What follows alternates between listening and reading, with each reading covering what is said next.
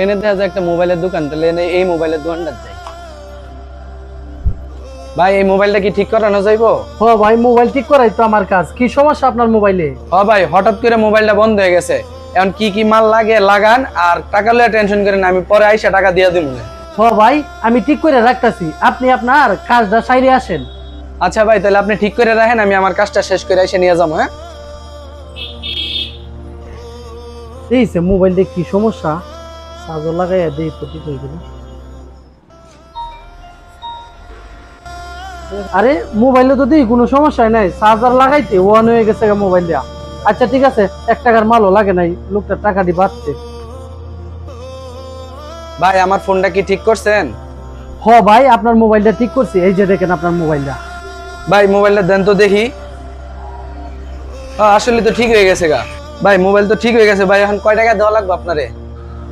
ভাই আমারে কোনো টেহা দেওয়ান লাগতো না। টাকা লাগতো না গেলে আপনি কষ্ট করে ঠিক করছেন না।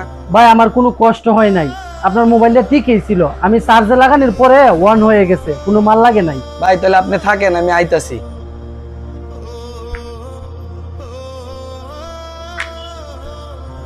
ভাই ল্যাপটপটা কি সমস্যা একটু দেখেন তো, ঠিক করে যায় কিনা। হ ভাই দেন তো দেখি ল্যাপটপটা কি সমস্যা। কি সমস্যা হইলো? হ ভাই ঠিক করা যাইবো, কিন্তু আমার একটু সময় দিতে হইব, আপনার ল্যাপটপ ঠিক করে দিতে পারবো আমি।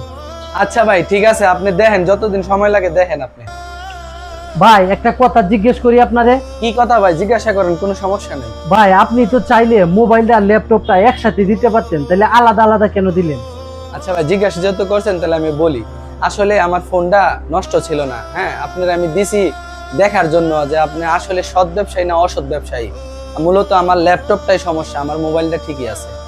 শুনেন ভাই, আপনার মোবাইলটা ঠিক করে না বেমানি করে আমি 100 টাকায় খাইলাম, এটা তো আমার জন্য হালালও হবে না, আর এটাতে তো আমি সারা জীবন চলতে পারবো না। শুধু শুধু আমার সততা নষ্ট করে লাভ আছে ভাই? আসলে ভাই আপনার সততা দেখে আমার খুব ভালো লাগছে, এই কারণে আপনার আমার ল্যাপটপের কাজটা দিলাম। আপনার সততা আপনি ধরে রাখুন, কারণ সৎ কর্ম কাউকে ঠকায় না। হয়তো দুনিয়াতে চলতে একটু কষ্ট হবে, কিন্তু আখিরাত আপনার সুন্দর হয়ে যাবে।